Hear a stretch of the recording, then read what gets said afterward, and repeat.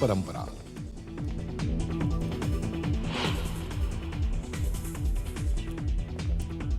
केंद्रीय गृहमंत्री अमित शाह शिर्डी दौऱ्यावर आज घेणार साईबाबांचं दर्शन, तर अहिल्यानगरमध्ये विविध विकास कामांचं करणार उद्घाटन।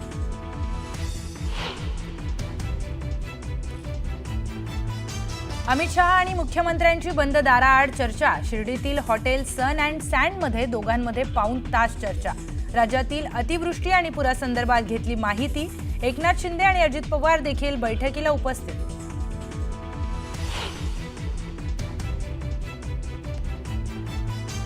बाळासाहेब ठाकरेंच्या पार्थिवासंदर्भात रामदास कदमांनी केलेले आरोप खोटे। रामदास कदमांनी माफी मागावी, नाहीतर कोर्टात खेचणार, अनिल परबांचा इशारा।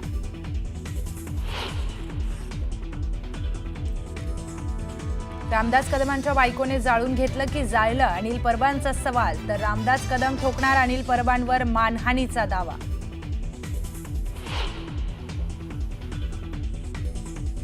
ओबीसी संघटनांसोबत सरकारची चर्चा। 2 सप्टेंबरचा GR रद्द करण्याची मागणी। 10 ऑक्टोबरच्या मोर्चावर ओबीसी नेते ठाम।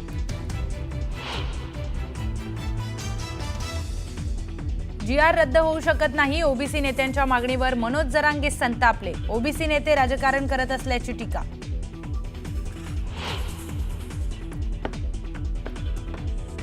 महिला विश्वकप सामन्यात आज पुन्हा भारत पाकिस्तान क्रिकेट टीम आमने सामने।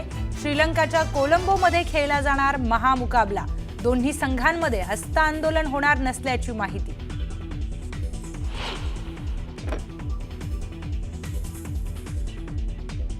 युक्रेनमध्ये ट्रेनवर रशियाकडून मोठा ड्रोन हल्ला। रशियन सैन्यानं ड्रोनच्या माध्यमातून प्रवासी रेल्वेवर साधला निशाणा।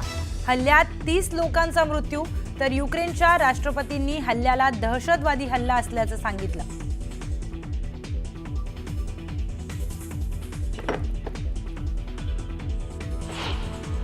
जिल्ह्यातील माणगाव तालुक्यामध्ये पन्हाळघर झोरेवाडीमध्ये अचानक ढगफुटी सदृश्य पाऊस झाला। त्यामुळे इथले नदी नाले हे दुथडी भरून वाहत होते। नदी आणि ओढ्यांच्या पाणी पातळीमध्ये वाढ झाल्यानं इथले ग्रामस्थ देखील भयभीत झाले।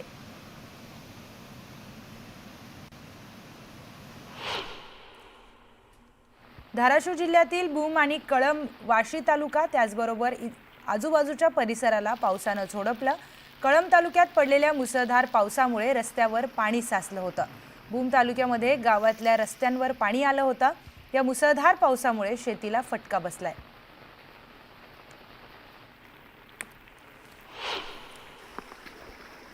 धाराशिव जिल्ह्यातील कळंबा तालुक्यातील खामसवाडी गावात मुसळधार पाऊस पडला।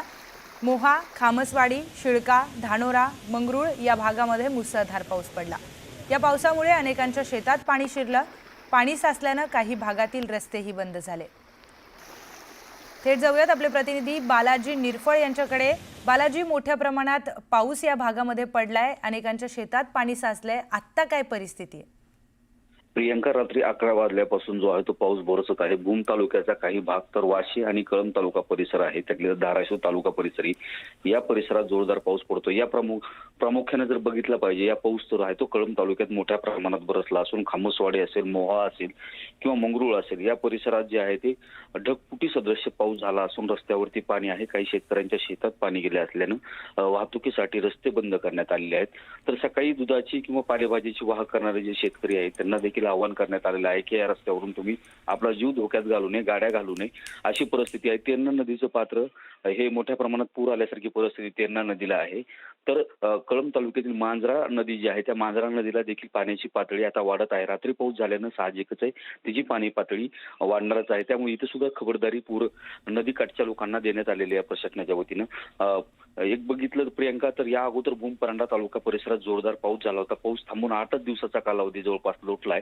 मात्र पुन्हा रात्री जो आहे तो मध्यरात्रीपासून हा पाऊस जोरदार पद्धतीने बरसला। त्यामुळे या पावसाचं नुकसान कळंब तालुका परिसरात मोठ्या प्रमाणात आता दिसतं। जशी जशी माहिती येते त्या कळंब तालुका परिसरात मोठ्या प्रमाणात पाऊस झाला। निश्चितच बालाजी, कळंब तालुक्यामध्ये मोठ्या प्रमाणात पाऊस झालाय। किती मोठ्या प्रमाणात नुकसान झालं असेल याचा अंदाज या दृश्यातून लावता येतोय। धन्यवाद आपण दिलेल्या माहितीसाठी।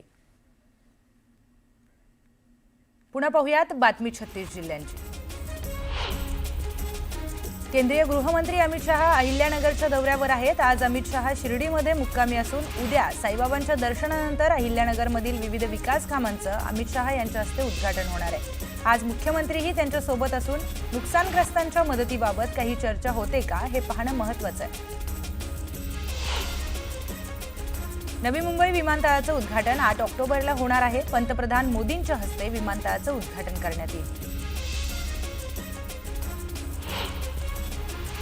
चोपडा कृषी उत्पन्न बाजार समितीसारखं प्रत्येक मार्केट कमिटीनं काम करावं असं मत मंत्री गुलाबराव पाटील यांनी व्यक्त केलं।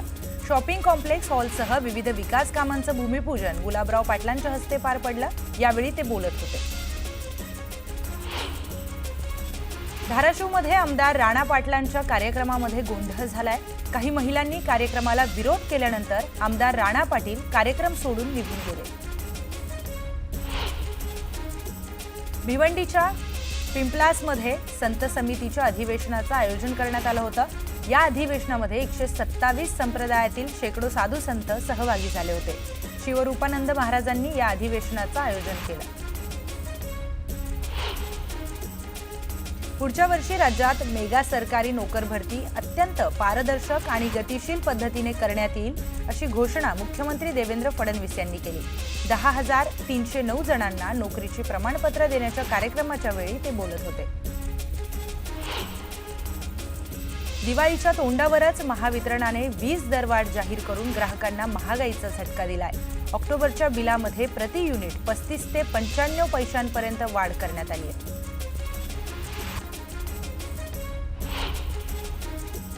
तर एक ब्रेकिंग न्यूज समोर येते। मीरा रोड येथील एका उच्चभ्रू सोसायटीमध्ये गरबा खेळत असताना अंडी फेकली असल्याचा धक्कादायक प्रकार समोर आलाय। जेपी नॉर्थ सिटी सोसायटीमध्ये ही घटना घडली होती।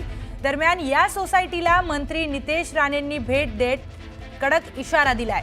हिंदूंना पुन्हा त्रास झाला तर थैथयाट होईल असा थेट इशारा नितेश राणेंनी दिलाय। माझ्या कुठल्याही समाजाला वाकड्या नजरेने बघितलं तर खूप त्रास होईल असं देखील राणे म्हणालेत।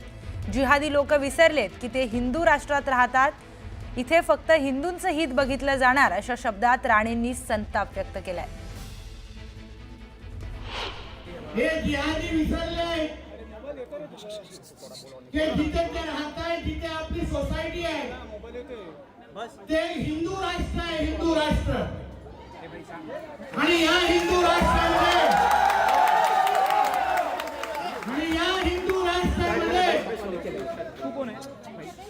पहिला हिंदूंचं हित बघितलं जाणार, मग सगळ्या जणांना मोजलं जाणार आहे तरी लक्षात ठेवावा। शिक्षण विभागाने सुरू केलेल्या स्वच्छ व हरित विद्यालय रेटिंग योजनेअंतर्गत महानगरात महापालिकेच्या आणि उपसंचालक अंतर्गत 1040 शाळांनी 100% सर्वेक्षण पूर्ण केलेलं नाही। याबाबतचा अहवाल शिक्षण विभागाने नुकताच जाहीर केलाय। तर दुसरीकडे शाळांमध्ये विद्यार्थ्यांना शिकवण्यासाठी पुरेसा वेळ हवा, त्यासाठी पंधरवडा जाहीर करण्याची वेळ आल्याचं मुख्याध्यापकांनी सांगितलं। पालिकेने 4 शाळांचा पुनर्विकास करण्यासाठी धोरण आखलं आहे। त्यानुसार 10 मजल्यांच्या इमारती उभारण्यात येणार आहेत। यामध्ये अत्याधुनिक वर्ग आणि अन्य सुविधा, तर वरच्या मजल्यावर सभागृह, कौशल कक्ष आणि अंतर्गत खेळांसाठी सुविधा असणार आहेत। आर्थिक वर्षाच्या पहिल्या 6 महिन्यातच महापालिकेच्या कर निर्धारण आणि संकलन विभागाकडून जवळपास 3100 कोटींचा मालमत्ता कर संकलित करण्यात आला आहे। यंदा पालिकेने 7700 कोटींचा मालमत्ता कर संकलित करण्याचं उद्दिष्ट ठेवलंय। आता व्हॉट्सॲपद्वारे एलपीजी गॅस सिलेंडर बुक करण्याची सुविधा सुरू करण्यात आली आहे। त्यामुळे गृहिणींना दिलासा मिळालाय। कॉलद्वारेही सिलेंडर बुक करता येतो, परंतु अनेकदा कॉल कनेक्ट न होणं, नेटवर्क समस्या यामुळे सिलेंडर बुकिंग करताना अडथळा येतो। मात्र व्हॉट्सॲपद्वारे सहजपणे आता सिलेंडर बुक करता येणार आहे। नाशिक त्र्यंबकेश्वर सिंहस्थ कुंभमेळ्यासाठीची पायाभूत सुविधांची सर्व कामे दर्जेदार आणि गतीने पूर्ण करण्यात यावीत असे निर्देश मुख्यमंत्री देवेंद्र फडणवीस यांनी दिले। नाशिकमधील नवीन रिंग रोडचं काम कोणत्याही परिस्थितीत पूर्ण करावं, तसेच साधुग्राम टेंट सिटीसाठीही भूसंपादनाची कामेही गतीने पूर्ण करावीत असे निर्देश दिलेत।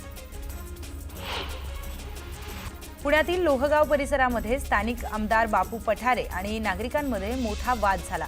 आमदार बापू पठारे यांनी त्यांच्या चालकाकडून स्थानिकांना मारहाण केल्याचा आरोप नागरिकांनी केला। भाजपच्या वतीने छत्रपती संभाजीनगर जिल्ह्यातल्या सिल्लोड इथे आमदार केणेकरांच्या उपस्थितीत व्यापारी मेळाव्याचं आयोजन करण्यात आलं होतं। जीएसटी कपातीमुळे कृषी उत्पादन, वस्त्रोद्योग त्याचबरोबर आरोग्य या क्षेत्रांचा फायदा झाल्याचं त्यांनी सांगितलं। ज्येष्ठ अभिनेते पद्मश्री अशोक सराफ यांना संगीत सूर्य केशवराव भोसले स्मृती पुरस्कार प्रदान करण्यात आलाय। कोल्हापूर अखिल भारतीय मराठी नाट्य परिषदेच्या वतीने हा पुरस्कार देण्यात आला।